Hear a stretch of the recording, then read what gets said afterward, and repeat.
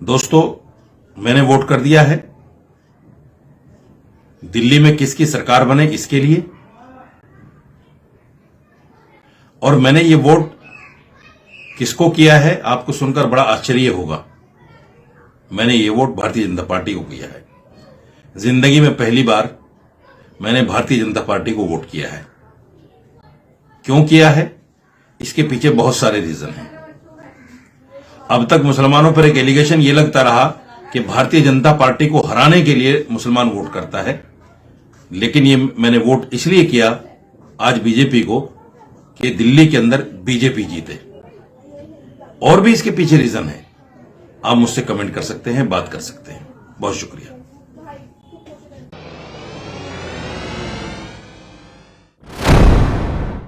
नाज़रीन आदाब, मैं हूं अब्बास फजल और आप देख रहे हैं एमएमसी न्यूज़ इंडिया। इस वक्त हमारे साथ खास बातचीत करने के लिए मौजूद है डॉक्टर मुमताज़ आलम रिजवी साहब। आज हमसे साजिद रशीदी के बयान पर खास बातचीत करेंगे। मुमताज़ आलम साहब, सबसे पहले आपका बहुत बहुत इस्तकबाल है, खैर मक़दम। शुक्रिया। मुमताज़ साहब, इस वक्त एक बयान बहुत ज़्यादा वायरल हो रहा है, सरगर्म हो रहा है। साजिद रशीदी ने एक बयान दिया। उन्होंने कहा है वाकई हमेशा से एक परसेप्शन बना हुआ है कि बीजेपी जो है वो मुस्लिम जो है वो बीजेपी मुखालिफ हैं, कभी बीजेपी को वोट नहीं करते। उन्होंने बयान दिया है कि मैंने बीजेपी को वोट दिया है। उसके बाद से वो चर्चा में आ गए। किस तरीके से देखते हैं आप इस बयान को? देखिए, ये जो साजिद रशीदी का बयान आया है जी, ये मुझे नहीं लग रहा है कि कोई ऐसी बात है कि जिसे बहुत ज़्यादा हाईलाइट किया जाए, और मुझे लग रहा है कि दिल्ली का एक परसेप्शन चेंज करने के लिए ये बयान आया है। ये जो कि मुसलमान बीजेपी को वोट नहीं देता, ये दरअसल बीजेपी का ही प्रोपगंडा है। ये बीजेपी का ही फैलाया हुआ झूठ है। अगर बीजेपी को मुसलमान वोट नहीं देता तो बीजेपी में जो मुस्लिम लीडरान है वो क्या है? वो क्या है भाई? मुख्तार अब्बास नकवी हो, शहनवाज हुसैन हो, शहजाद पूनावाला हो, शाजिया इल्मी हो, जफर इस्लाम हो, या इस कबील के बहुत सारे जो इनका माइनॉरिटी मोर्चा है वो क्या है? बिल्कुल। हाँ, तो इस तरह के बहुत सारे आप स्टेट वाइज देख लीजिए। तो इसलिए ये कहना कि साहब मुसलमान बिल्कुल मन बनाए हुए हैं कि बीजेपी को हमें वोट नहीं करना, और हाँ, ये एक बात जो है, एक परसेप्शन बनाया गया, डेवलप किया गया, बीजेपी हराओ मुसलमानों की तरफ से कि साहब मुसलमान बीजेपी हराओ। तो और उसकी बहुत सारी वजूहात हैं।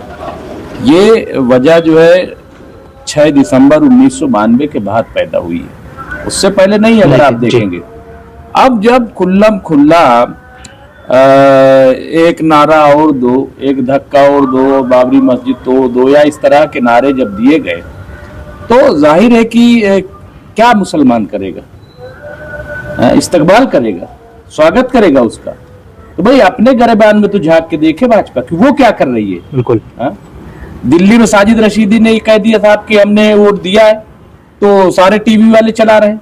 पलट कर ये पूछे कि बीजेपी ने एक भी मुस्लिम को कैंडिडेट क्यों नहीं बनाया? क्यों नहीं बनाया? क्या इसकी वजह है? सारे तो उसके नहीं जीत जाते हैं कि साहब वो हार जाते इसलिए मुसलमान वोट नहीं देता इसलिए हम नहीं बनाते हैं। तो ये भी झूठ है। शहनवाज हुसैन बिहार से जीत के नहीं आए, बिल्कुल। मुख्तार अब्बास नकवी रामपुर से जीत के नहीं आए, बिल्कुल। या और इस तरह की मिसालें मौजूद हैं। तो ये सारा प्रोपगंडा है। मैं समझता हूँ साजिद रशीदी साहब का बयान आया, देखिए वोट तो मुसलमान बदुआ मजदूर तो है नहीं, बिल्कुल। मुसलमान साहिब इख्तियार है, जैसे तमाम सारे वोटर्स हैं। वो जिसको दिल चाहे वोट दे, जिसको चाहे वोट ना दे, ये उसके इख्तियार में है। साजिद रशीदी ने वोट दिया है, अब उनसे लोग सवाल कर रहे हैं, पूछ रहे हैं, उसका वो जवाब देंगे। नहीं तो क्या लगता है कि क्या साजिद रशीदी ने क्या कोई बहुत बड़ा कमाल कर दिया बीजेपी वोट को वोट दे के? क्या उनके एक वोट से बीजेपी जीत जाएगी या हार जाएगी? कुछ ऐसा फर्क पड़ेगा? नहीं, उन्होंने ये दावा नहीं किया, लेकिन उन्होंने ये कहा कि साहब मैंने बीजेपी को वोट दिया है, ये परसेप्शन तोड़ने के लिए कि मुसलमान जो है वो बीजेपी को वोट नहीं देता है, और अपोजिशन जो है और डराती है, तो डर छोड़ दो। मुसलमानों से उन्होंने बड़ी अपील की, साहब आप डरना छोड़ दो बीजेपी से, और बीजेपी के साथ आ जाओ। अरे भाई, साथ तो बीजेपी के मुसलमान नहीं है, बीजेपी साथ में ले तो बिल्कुल ना, बीजेपी लेने के लिए तैयार है। माफ कीजिएगा, अपोजिशन भी चिमटे से छूने के लिए मुसलमानों को तैयार नहीं आज की तारीख में। बिल्कुल कैंडिडेट बना देना मुस्लिम एरियाज में, वो सब अलग है। लेकिन अब आप बताइए, अरविंद केजरीवाल ने मुसलमान कैंडिडेट बनाए, लेकिन एक भी मुस्लिम कैंडिडेट के साथ अरविंद केजरीवाल तस्वीर दिखा दीजिए, बिल्कुल एक भी कैंपेन आप दिखा दीजिए मुस्लिम एरियाज में। ये डर है, ये जो खौफ है।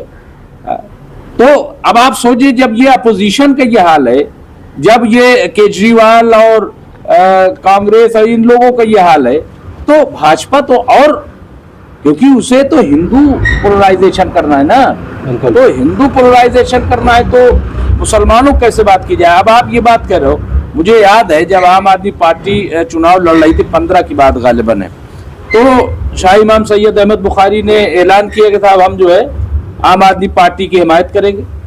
अरविंद केजरीवाल ने बाकायदा प्रेस कॉन्फ्रेंस की इस पे कि हमें इमाम बुखारी को वोट नहीं चाहिए। अब आप बताइए, अगर यही साजिद रशीदी, मैं पूरे दावे से कैसा कह सकता हूं, यही साजिद रशीदी अगर पहले ऐलान करते कि मैं बीजेपी को वोट करूंगा, तो शायद बीजेपी कह देती कि हमें तुम्हारी वोट की जरूरत नहीं है। बिल्कुल। अब ये वोट पड़ गया है, अब वो एक माहौल बनाया जा रहा है, तो वही हमने कहा ना कि ये तो ऐसा नहीं है कि मुसलमान बीजेपी को वोट ही नहीं देता। माइनॉरिटी मोर्चा है, आरएसएस में मुस्लिम राष्ट्रीय मंच है, आप जाके देखिए कि किस तरह से मुसलमान जो डिफेंड भी करते हैं, गलत बातों को भी डिफेंड करते हैं। मुख्तार अब्बास नकवी वोट मांगने के लिए निकले, अगर उनको उम्मीद न होती कि हमें वोट न मिलता, तो गली गली क्यों घूमते मुख्तार अब्बास नकवी दिल्ली में? और दिल्ली में नहीं, मुख्तार अब्बास नकवी की हर जगह ड्यूटी लगती है, क्यों लगाते हो ड्यूटी अगर आपको उम्मीद नहीं है? बिल्कुल। मुख्तार अब्बास नकवी को इसलिए लगाया जाता है क्योंकि मुख्तार अब्बास नकवी सॉफ्ट है, और मुख्तार अब्बास नकवी जब माइनॉरिटी मिनिस्टर थे तो उनके यहाँ भीड़ लगी रहती थी मुसलमानों की। वो काम करते थे, उनके मिलते थे लोगों से मिलते ही नहीं थे, काम उनके करते थे। आप देखिए हुनर हाट जो लगवाया, क्या है ये, कितना मुसलमान इससे उनको फायदा हुआ, और शायद यही उनको सजा मिल रही है। आज उनको जो पैदल कर दिया गया, उनको हटा दिया गया, यही सजा है उनकी कि उन्होंने मुसलमानों क्यों काम कर दिया।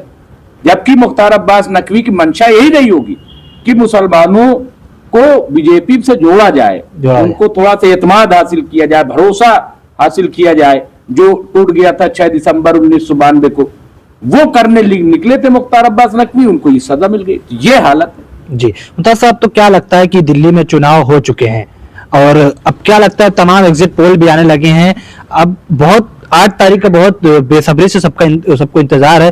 क्या लगता है कि दिल्ली में किसकी सरकार बननी, क्या आम आदमी पार्टी रिपीट हो पाएगी या जो है टफ है मामला?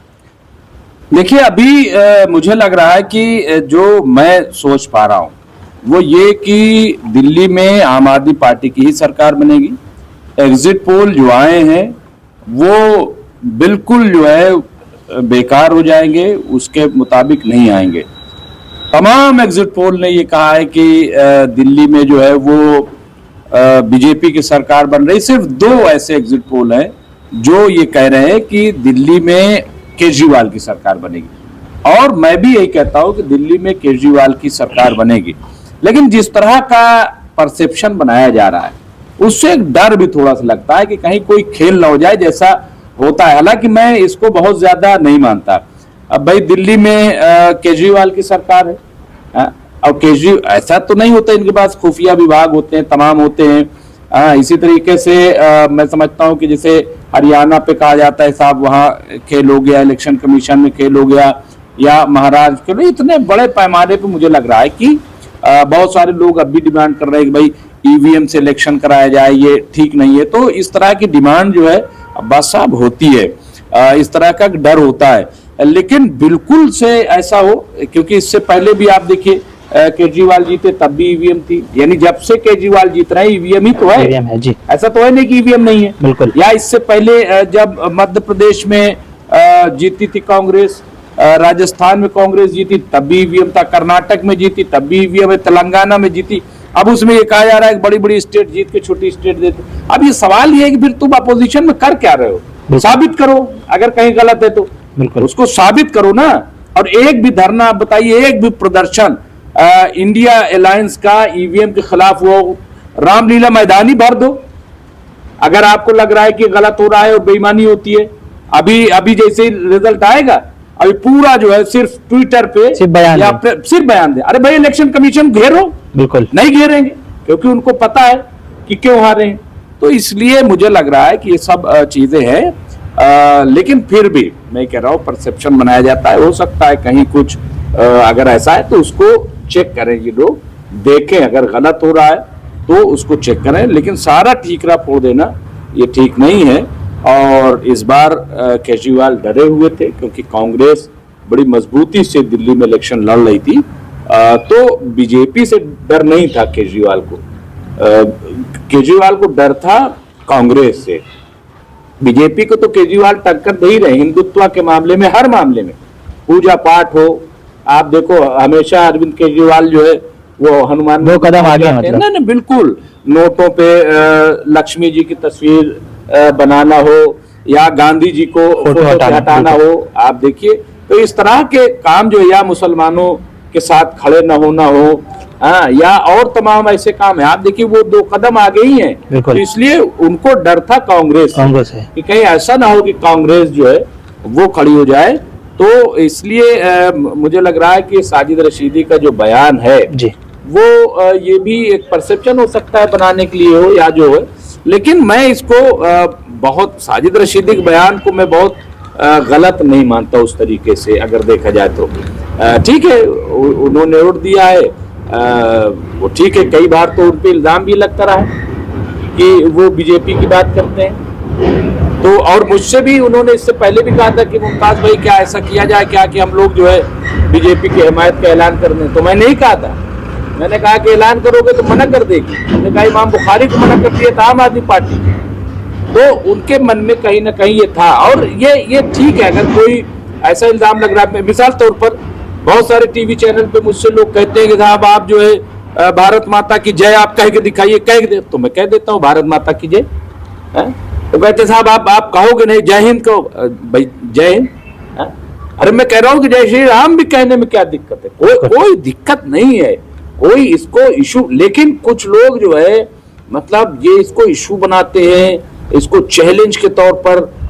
लेकिन सवाल ये है कि हमारा बाप है, हमारी माँ है, हमारी बहन है, हमारी भाई है। अब आप कह रहे हो साहब कि नहीं अपने बाप को बाप को, भाई तुम किस हैसियत से कह रहे हो कि हम अपने बाप को बाप तो हमारा बाप है ही। बिल्कुल। तो इसी तरीके से भारत माता तो हमारी माता है, ये तुम्हारी माता है, हमारी माता है। बिल्कुल। तुम भी इसी जमीन में पैदा हुए हो, हम भी इसी जमीन में पैदा हुए।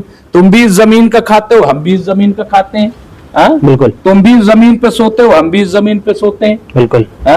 हम तो इस पे दिन में कितनी बार आप देखिए कि 17 रकात नमाज होती है। 17 रकात में कितनी बार सजदा होते हैं? 17 दूनी 34 मरतबा।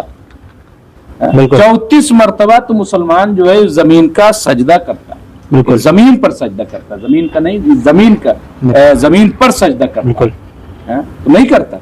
इसलिए ये तमाम परसेप्शन जो है, मैंने कहा ना कि ये बीजेपी का बनाया हुआ है, वरना ऐसा कुछ नहीं है। मुसलमान जो है बीजेपी से जन्मजात, उसको नफरत नहीं। मुंबई की मिसाल देख लीजिए, भाई शिवसेना कितनी खतरनाक थी। बिल्कुल। बाल ठाकरे का बयान देख लीजिए, बाबरी मस्जिद ताल्लुक, सब आपके सामने है ना। बस सब देख लीजिए आप। लेकिन आप देखिए इसके बावजूद मुसलमानों ने नहीं, इसके बावजूद जैसे ही वो कांग्रेस और अलायंस और एक अच्छा एजेंडा पेश किया, सारा मुसलमान उद्धव ठाकरे के साथ खड़ा हो गया। मुंबई का आप चले जाइए, आज मुसलमानों के साथ उद्धव ठाकरे की बुराई करके देखिए, आपको जवाब मिल जाएगा। इसका क्या मतलब है? इसका मतलब यह है कि मुसलमान कोई ऐसा नहीं है कि उसको वो बिल्कुल से तय कर लिया है। नहीं, आप अच्छा काम कीजिए। मैं इंकलाब में था तो जब भी राजनाथ सिंह का अच्छा बयान आए या अमित शाह जी का अच्छा बयान आए या पीएम का कोई अच्छा बयान आ जाए जो मुसलमानों के हक में हो, हम लीड न्यूज बनाते थे उसको। बिल्कुल, लीड न्यूज लिखते थे कि साहब ये चलिए कम से कम एक अच्छा बयान आया। आप पॉजिटिव कुछ कीजिए। तो आप जब देखो मुसलमानों की कब्र खोदने पर लगे हुए हो। बिल्कुल। आप मुसलमानों को मतलब बिल्कुल तबाह करने की बात करते हो और कहते हो साहब मुसलमान हमसे जुड़ता नहीं। कैसे जुड़ जाए भाई? कोई जो है जिंदा मक्खी जो है नहीं खा लेता है अब्बास साहब। बिल्कुल। हाँ? गंदगी जो है मुंह में आदमी नहीं रख सकता है जिंदा रहते हुए। बिल्कुल। बात ये, आप अच्छी तरीके से ट्रीटमेंट करो, मुसलमान यकीनन आपके साथ जुड़ेगा। आप 72 मंत्री बनाते हो, एक भी मुसलमान आपको, क्यों आपने एक भी मुसलमान नहीं रखा? कौन सी जिद है? क्या मैसेज देना चाहते हो आप? तो अपने आप को भी बीजेपी को ठीक करना पड़ेगा। साजिद रशीदी साहब जरूर उन्होंने बयान दिया है, लेकिन अभी उनके सामने बड़े सवाल आएंगे, उनको जवाब इसका देना पड़ेगा। बिल्कुल। ये ठीक है, आपने ये एक बात कह दी, तो अब उनसे पूछा जा रहा है कि इसका मतलब ये कि मुसलमानों के लिए भाजपा काम कर रही है, मोदी सरकार काम कर रही है। वो जवाब नहीं दे पा रहे कि काम कर रही है कि नहीं कर पा रहे। जवाब उनको देना पड़ेगा। अभी उन्हें इसका भी जवाब देना पड़ेगा कि जो वक्फ अमेंडमेंट बिल आ रहा है 2024, ये कितना सही है, कितना गलत, इसका जवाब देना पड़ेगा। बहुत सारे कम्युनिटी भी टारगेट करेगी उनको। नहीं, टारगेट नहीं, जवाब देना पड़ेगा। हम टारगेट नहीं कर रहे जी, लेकिन भाई तुम अगर एक नुमाइंदे की हैसियत से तुम ये कहते हो ना, हम ऑल इंडिया इमाम ऑर्गेनाइजेशन जो उनकी है जी, उसके हम जो है प्रेसिडेंट हैं, ठीक है, आप धरना भी देते हो अइम्मा को ले जा करके, तो आपने एक बड़े की हैसियत से दिए ना। ऐसे तो बहुत सारे मुसलमानों ने दिया होगा बीजेपी की वोट दिया होगा बीजेपी को, तो कोई न्यूज में तो नहीं चल रहा है। आपको न्यूज पे चलाया जा रहा है क्योंकि आप जो है थोड़ा से मतलब इफेक्ट वाले आदमी हो, तो जवाब भी आपको फिर देना पड़ेगा। बिल्कुल, जवाब तो देना पड़ेगा ना, तो इसलिए और उन्हें जवाब देना चाहिए। मैं फिर कह रहा हूँ कि वो उनकी नीयत हो सकता है कि अच्छी हो, ठीक है, हो सकता है उनकी नीयत अच्छी हो, एक परसेप्शन ये बनाने की कोशिश की हो, ये जो ठप्पा लगा हुआ है। लेकिन हम तो ये बार बार कहते हैं मुसलमान ठेकेदार नहीं है, मुसलमान बंधुआ मजदूर रही है, कांग्रेस का, आम आदमी पार्टी के, किसी का बंधुआ मजदूर नहीं है मुसलमान। ये बिल्कुल सही है, लेकिन सवाल ये है कि भाई कुछ तो अकल होगी ना, किसको, कौन हमारे साथ खड़ा हो रहा है, कौन हमारे साथ नहीं खड़ा हो रहा है, ये तमाम चीजें देखी जाती हैं। जी, बहुत बहुत शुक्रिया मुमताज जी, शुक्रिया बहुत। तो नाज़रीन, जैसा कि आप देख रहे थे, इस वक्त हमारे साथ खास बातचीत करने के लिए मौजूद थे डॉक्टर मुमताज आलम रिजवी साहब। आज हमसे साजिद रशीदी के बयान पर खास बातचीत कर रहे थे। हम फिर हाजिर हों कोई बड़ी खबरों के साथ। देखते रहिए MMC न्यूज़ इंडिया। शुक्रिया।